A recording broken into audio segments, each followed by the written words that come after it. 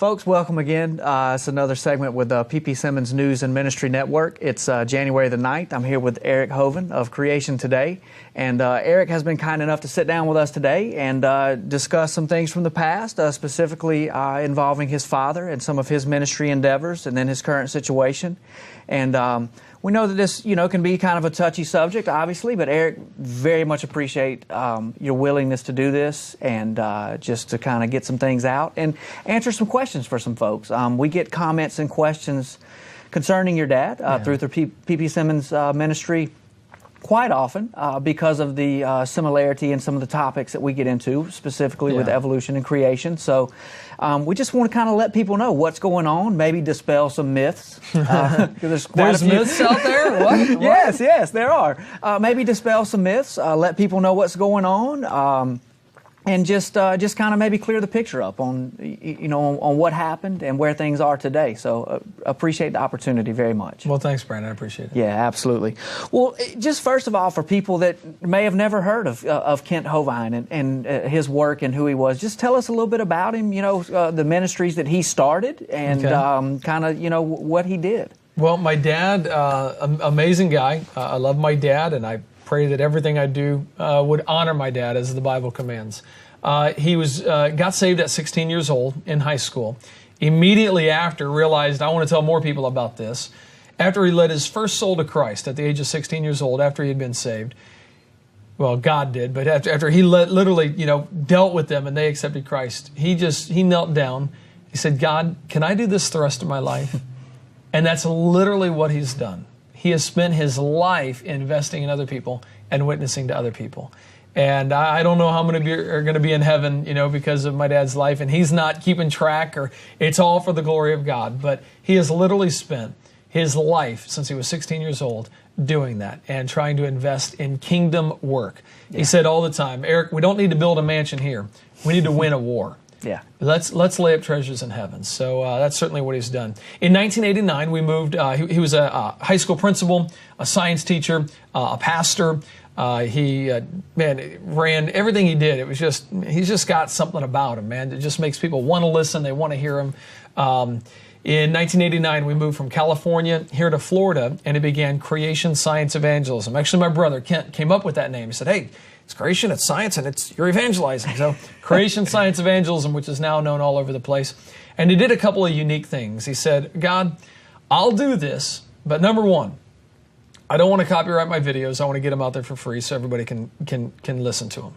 And it wasn't the digital age back then. This was when you could make some money off of, the old cassette tapes and the VHS tapes.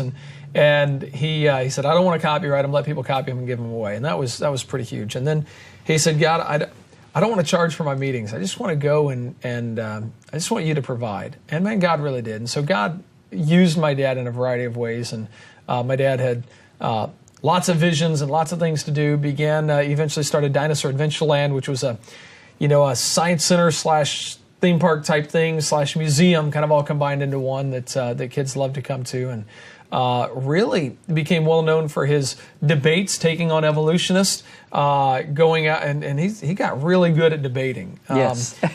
He got traveling and speaking. He was traveling and speaking over as far as between radio and all the different talks he did on a weekend. He would do over 900 talks a year. So he was incredibly busy with his schedule, and really learned from the late Dr. Henry Morris from Institute for Creation Research, which kind of pioneered the whole creation movement, and others, and just said, I want to popularize this. I want people to know we've got the truth. So brought it down to 4th grade level. People could understand the science, and God had used him and still uses his videotapes. We still get emails and testimonies and still get all that. So still using that today. It's pretty incredible. Yeah. You and I were having some conversation earlier. And I remember as a kid, when you guys first came here, my dad and your dad met. That's right. And kind of hit it off, had a lot of the same ideas. And I remember your dad coming and speaking at Hickory Hammock Church in the old sanctuary, sat 100 people, I remember that. I mean, I was, 89, 12 years old. Yeah, it's back when we were still still looking at the girls, yeah, man. It's exactly. like, So, but no, I mean, I remember that, and I can remember some of the analogies and some of the things that your dad said even that night, and it was so simple to understand. I mean, here I was, probably 6th, 7th grade, somewhere around in there, and I remember that, and I also know that his teachings and some of the stands that he took influenced my dad in his early ministry and in getting involved in the creation evolution debate, and look where that's gone today. Oh, man, here I thought it was going to be over. Yeah. I thought, man, all right, evolution ain't going to last long at this rate, and it's big. Yeah. It's one of the biggest debates going on right now. Yeah. It's huge. Yeah, no doubt about it, no doubt. Well, I know that he was involved, I mean, you can get on YouTube and I can find videos and projects that he was involved in, just all over the place. Yeah. And not only evolution, but he was involved in some end times prophecy stuff. He was one of one of the, not one of the first, but to very publicly start questioning the pre-tribulation movement and some of those theories on prophecy in the end times. So I mean, he had an amazing effect in the Christian world, in his own right. And I believe he was one of the first guys to really push the creation evolution debate to the level that it has now gotten to a popularizing level of no doubt about it. He was out there. I mean, there were several guys that were doing that, but he certainly had he was just all over the place. Yeah. I remember some of his. He would publicly offer to debate anyone. I think it was like a $10,000 or something like that at the time. He did. He said, "Hey, I will get." It started off at $10,000. He said, "I will give $10,000 to anybody that can give me scientific evidence of evolution, empirical evidence, and then he would define it. Now, here's what evolution is. There's 6 types. I'm not talking microevolution, variations within kind. I'm talking one kind of animal to another kind of animal." Right. And, of course, never got taken up. Then a millionaire friend, said, "Hey, let's up it to $250,000. So he said, "All right," and started advertising that. $250,000 reward. Anybody with scientific evidence of Darwinian evolution, that one kind evolved into another. And there isn't any. You know what we get here's what would happen all the time, emails. "What bank's it in? Show me the money. Where is it at?"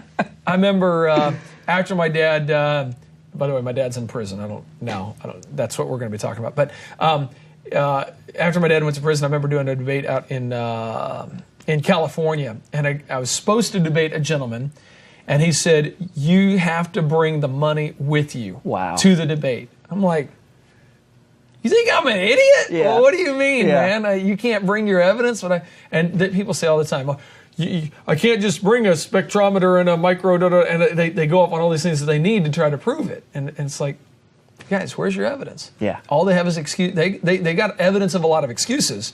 They don't have a lot of evidence. They don't have evidence. Let's just say he never had to write a check, right? No checks have been written. Nobody won. I love it. Well, you obviously just said the $1 million phrase there. Your dad is currently in prison. Yep. And that's kind of, one of the main reason of us going on to this subject, and to kind of clear up why he's there, and like I say, some myths and some fallacies that are out there. So just give us a factual history.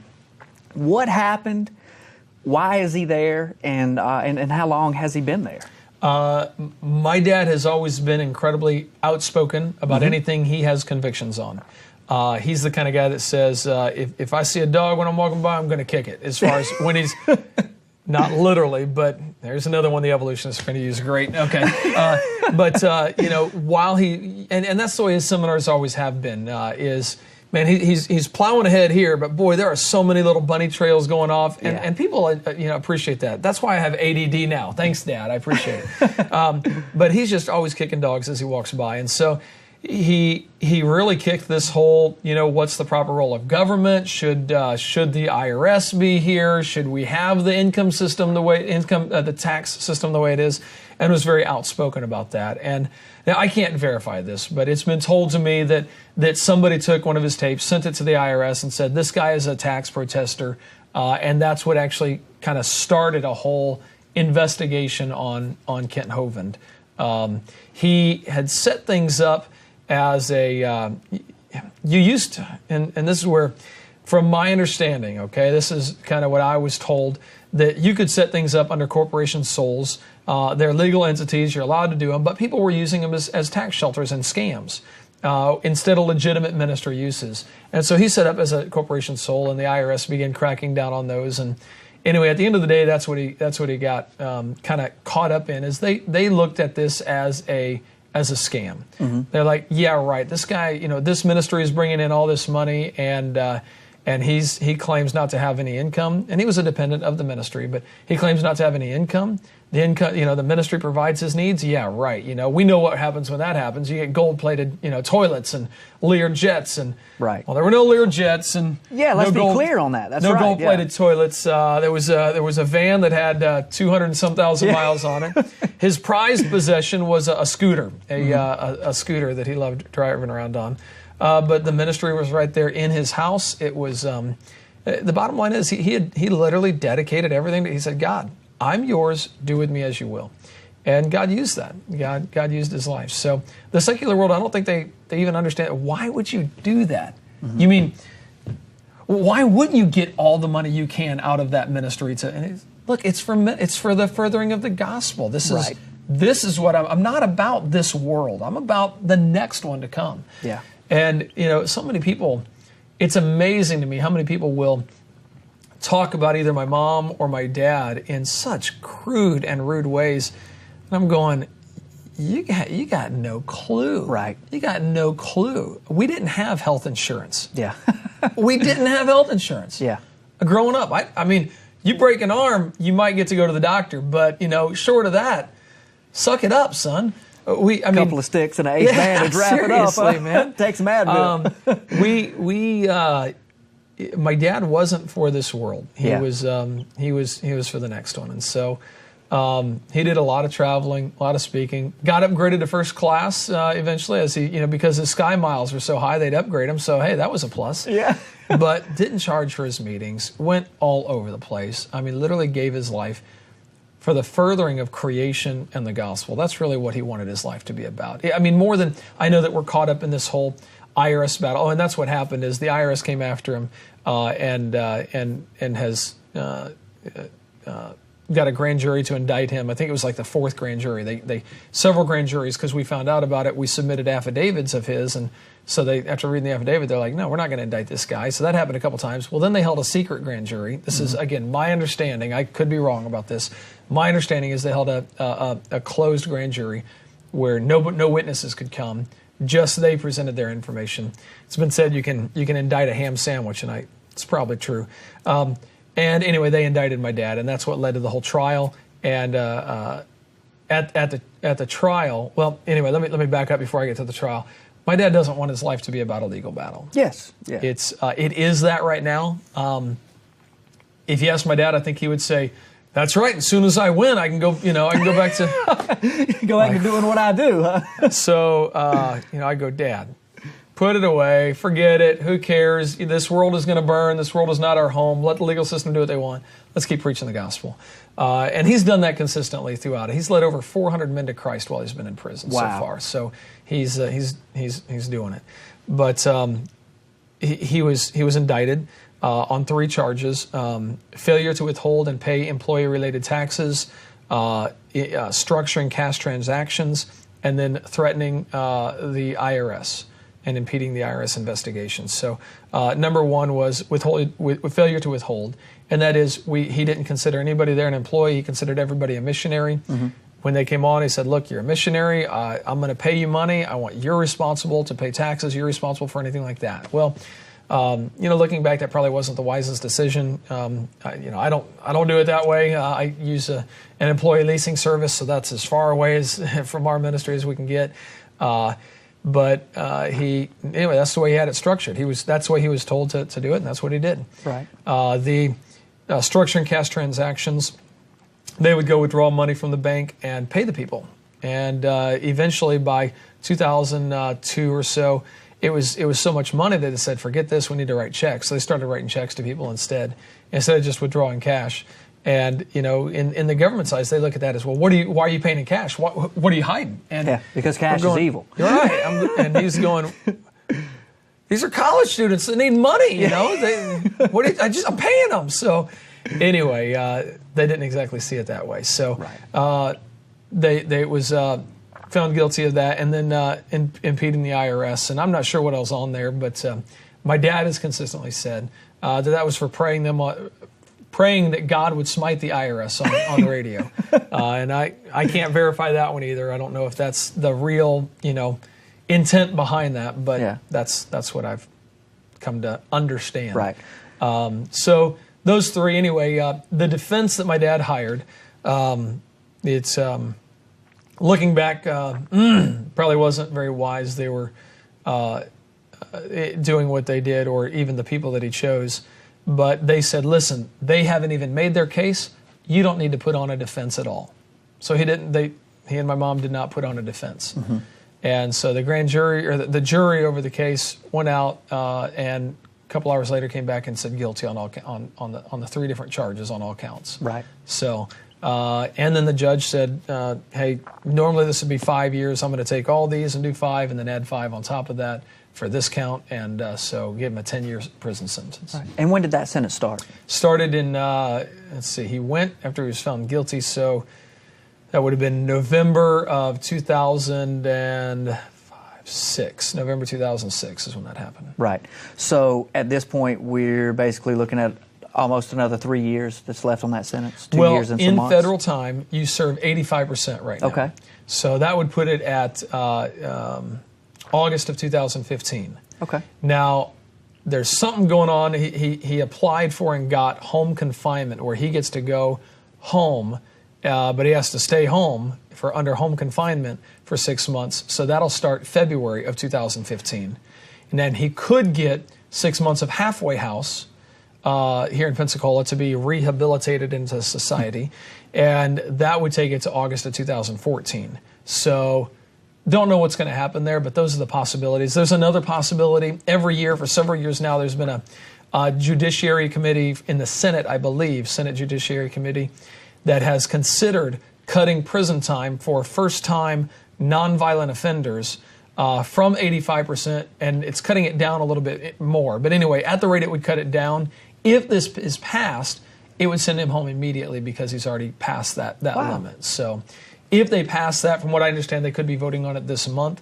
If it passes that, then it could go somewhere. So yeah. Well, I appreciate you kind of setting the record straight with the facts on what he was actually in prison for, because of a lot of what you hear when his name comes up, and obviously you're his son, I'm sure that you know this. Oh, that's the guy that talks about evolution and he was a tax cheat. Yeah, a tax cheat, yeah. Yeah, and I mean, you said that the way people speak about your parents in derogatory, manner. And I did a lot of looking into his background and what he was sent to prison for. And that's one of the first things that I found. He was not convicted of being a tax cheat. That's right. And the actual crime that he was that he was convicted of, structuring cash. Yeah.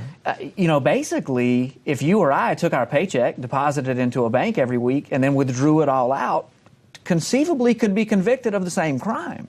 Yeah. Which is kind of a scary thought in the world that we live in. It's a tricky. It's a very, very.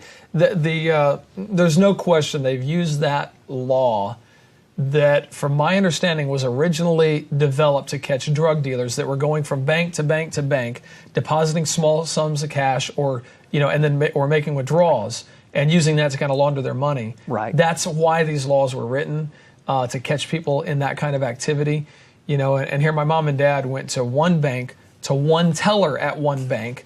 I mean, and the teller said, the IRS has got a flag on your account. They're watching it. And they said, yeah, we know. I mean, there's not a lot we can do about it. Yeah, we know they're watching it. So he wasn't hiding anything, obviously. You said he was one of the most bold, in-your-face people out there. So yeah, he was, Yeah.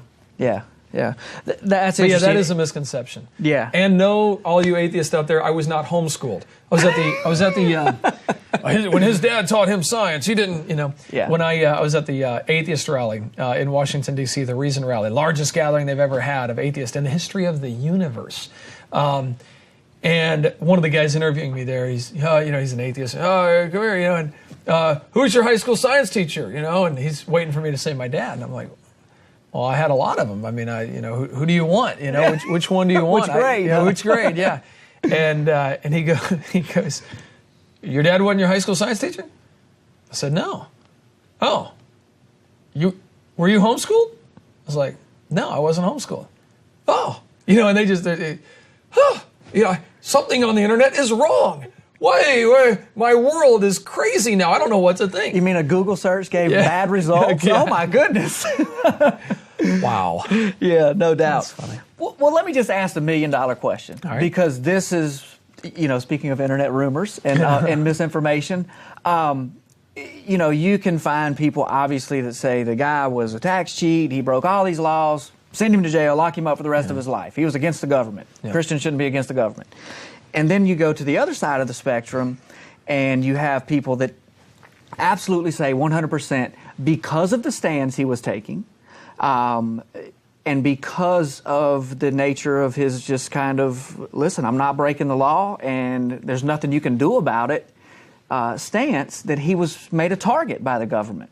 So just more of an opinion question more than anything. I mean, where do you stand on that? Was he a target, or did he make some bad decisions somewhere in the middle? What really went down? Okay, a couple things on that. Do I think my dad made all the wise choices, the wisest choices? No. Yeah. I mean, who of us always make the wisest choices? So, no. Was he targeted specifically for his stance on taxes? Some people say, "Oh, it's because he's a creationist." Well, I'm a creationist, right? I think obviously, yeah, there was a target on him for that. He was a voice out there. He was publicly saying, hey, I think taxes are voluntary. And so, was he targeted? Ultimately, yeah, he was targeted. Just like they're going to target anybody for something like that. So. Ultimately, was he targeted? Yeah, I have no problem with that. Was it because he was serving God? I don't think it's because I don't think that was the intention of the targeting. So I don't think you can say this is a what's the word? He wasn't martyred for the sake of Christ, so to speak. This isn't over the gospel. Was the gospel affected? Of course. But this wasn't over the sake of preaching the gospel. We are still free to preach the gospel in this country, and I'm thankful for that.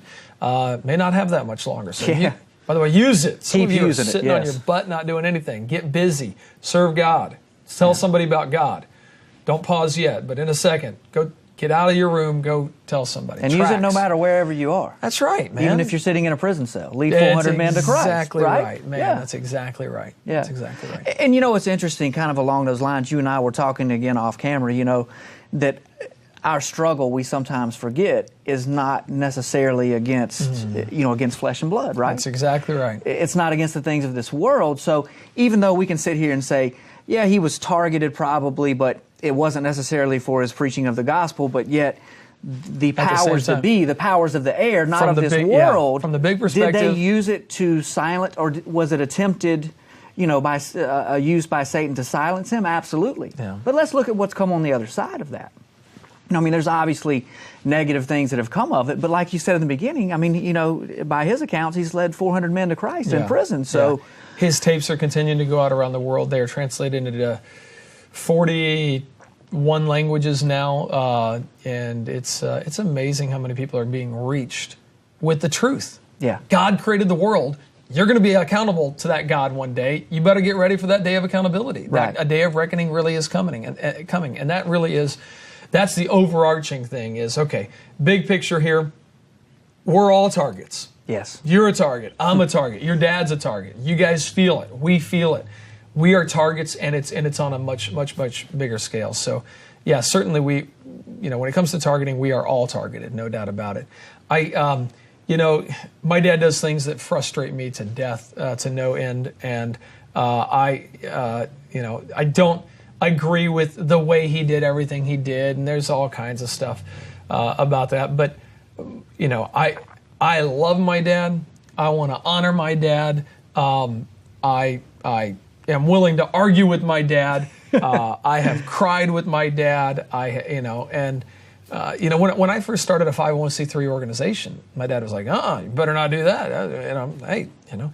And now my dad, in conversations recently, he's going, I can see why you did it, and okay, I might have to do something like that in the future. Right. So he's seeing, look, if I want to operate in this world, I gotta bend a little bit there. Mm-hmm. So he's people are going to take that and they're going to be frustrated with me and him.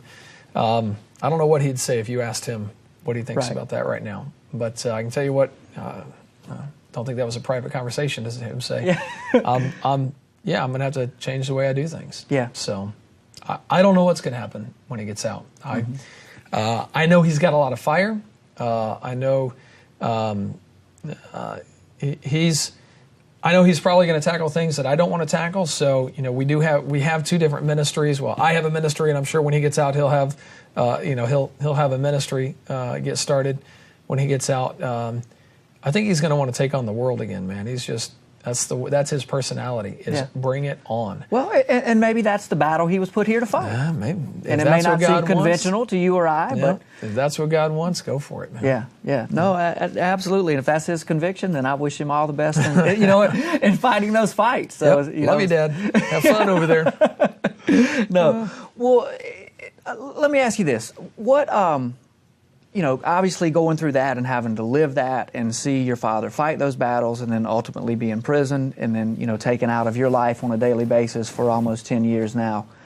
How has that affected, decisions you've made? You talked about that a little bit from a business standpoint and just your ministry and the battles that you've chosen to fight.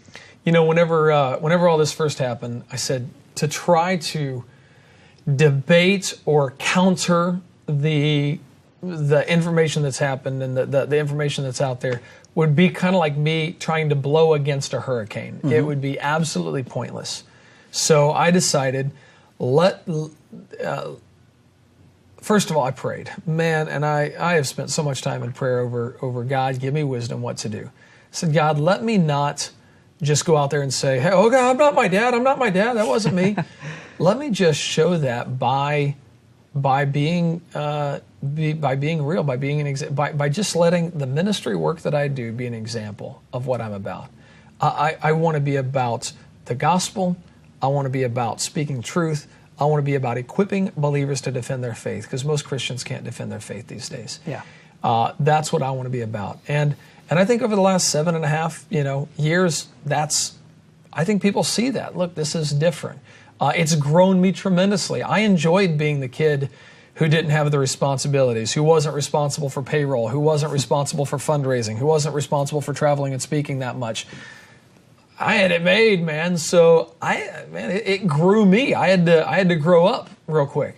God has brought incredible guidance in my both my board of directors and in my leadership group of my advisory board of what decisions to make. And I'd say if you look at our ministry, we are friends with all the other creation ministries.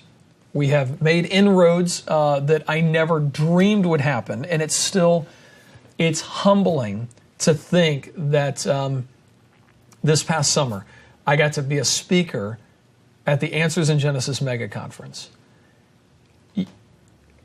That still boggles my mind that in a short couple of year period, that God would say, Eric, I want to bring you out of the kind of the mire of that whole situation, and just kind of say, look, this is where you're going.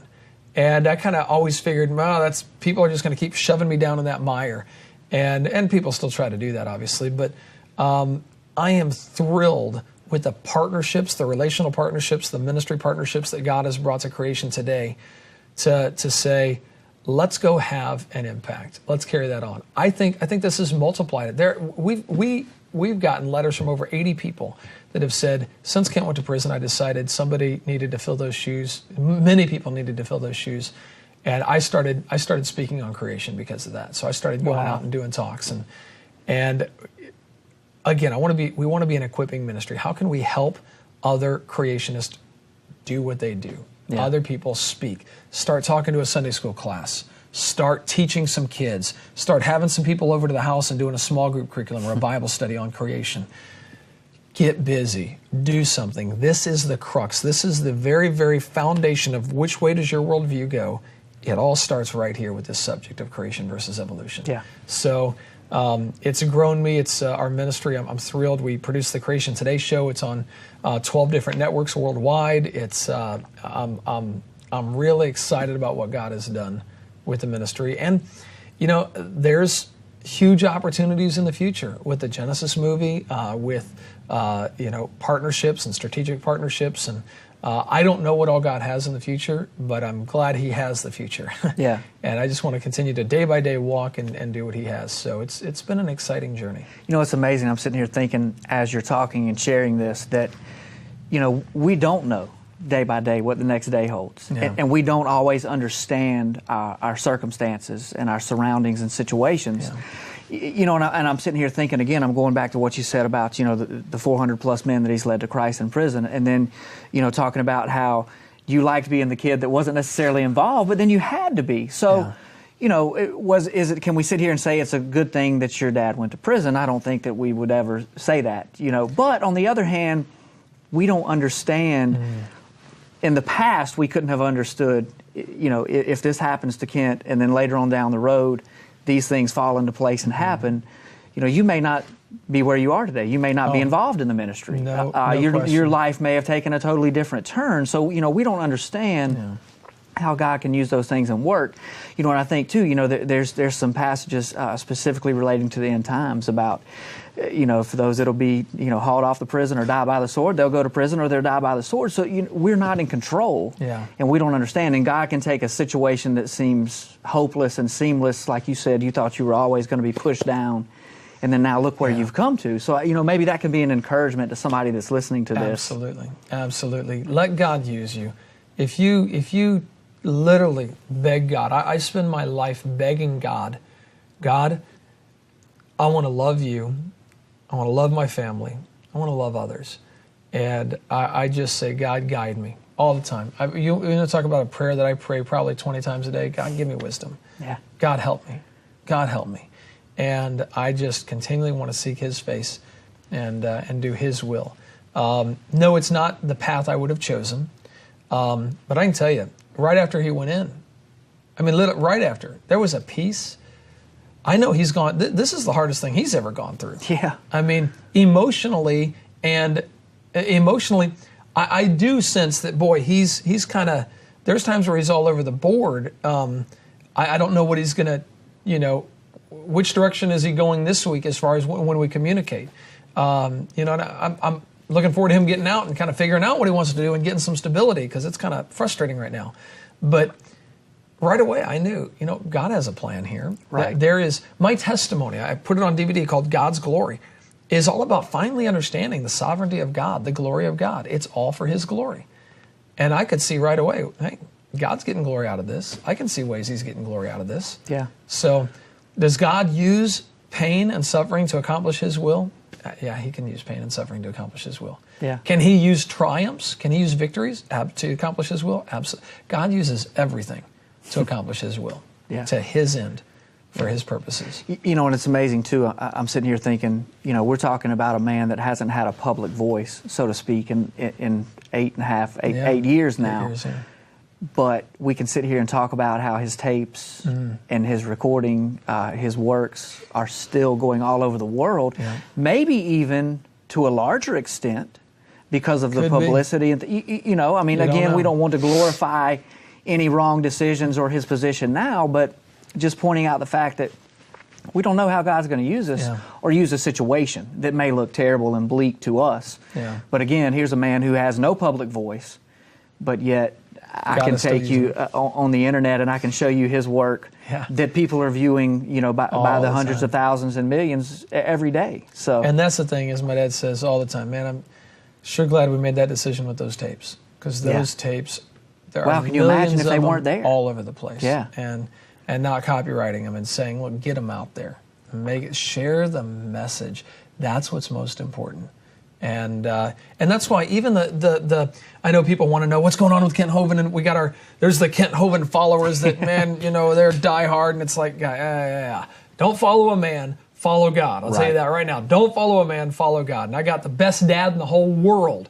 Taught me so much stuff, so patient, never yelled at me once, slapped me one time, and it was because I back-talked my mom. And I my hand went across my face, and I went. He said, "Don't you ever talk to my wife that way." Loved his family, patient, a teacher, great childhood.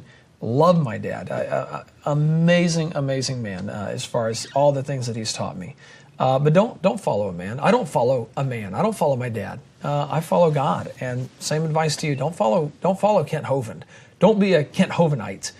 Be a disciple of Christ. That's what God has called us to. I know we get caught up in the what's going on, but the big picture is win souls. Yeah.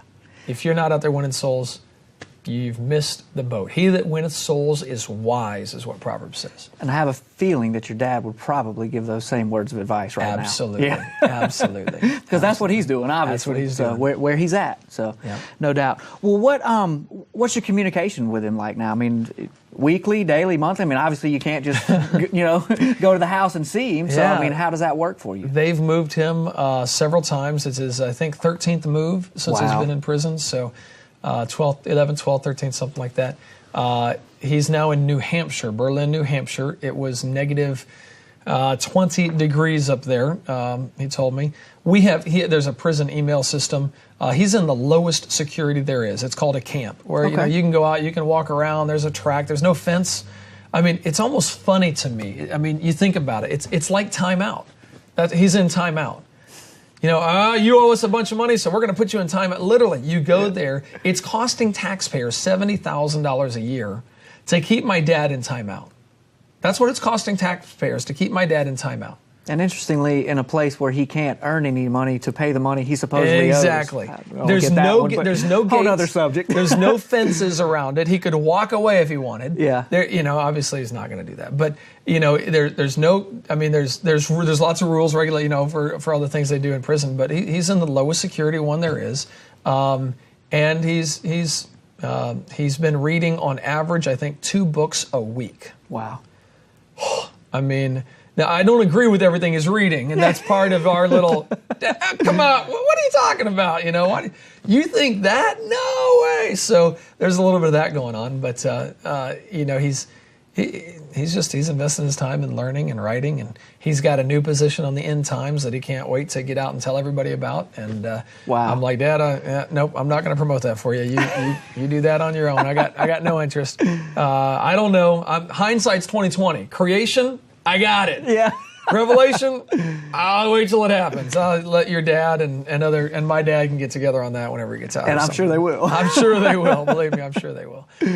He's in a camp. So they have an email system, and so we get to correspond via email, and then he gets 300 minutes per month of phone time.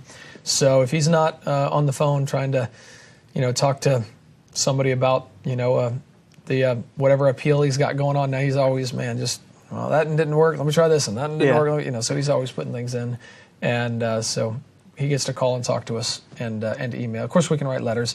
Going to visit him is hard, all the way up there in New Hampshire. But so I got to see him one time since he's been there in the last 16 months. Wow. And that was last August. Yeah. So he hasn't seen his grandkids in about 2 and 3 years, maybe 4 years. Wow. So I can imagine that's, obviously, a strain for both sides there on that. Yeah, no doubt. That's tough. Well, you just... I'll just throw in there, man. The prison system does not help families. Yeah. My dad says all the time, and I can see why he says this. This is why God never instituted prison as a punishment. It's either you pay back money, you're beaten, or you're killed. Yeah. Those are the 3 options in Scripture.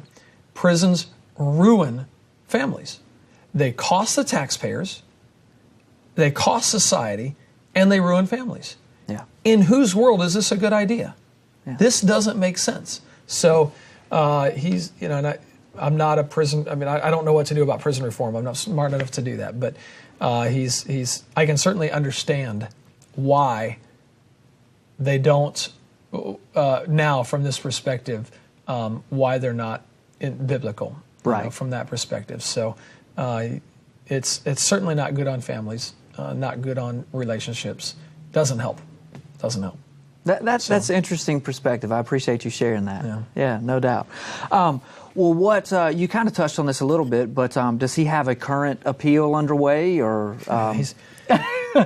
or several appeals he has underway. jumped from legal guru to legal guru to legal guru, trying to get this thing figured out.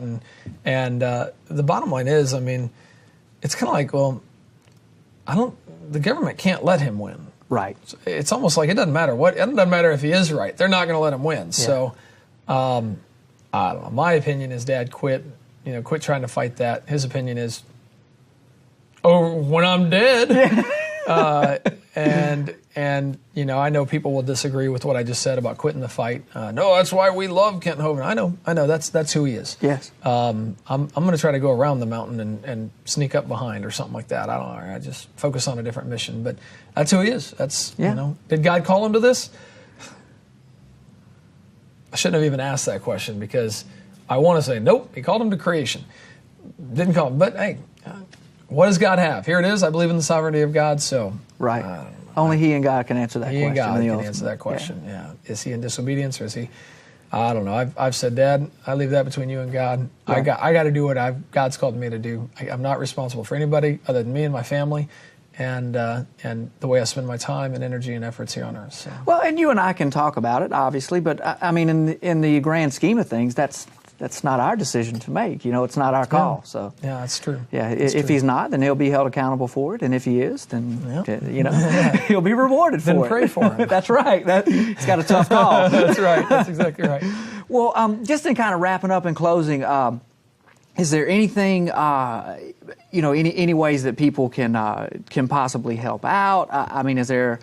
I hate to even go here because I don't know what the stand is, but any type of legal defense fund, obviously prayers and thoughts. What can folks that just are interested in Kent Hovind and want to see the best for him and his life and maybe future ministry, what can they do?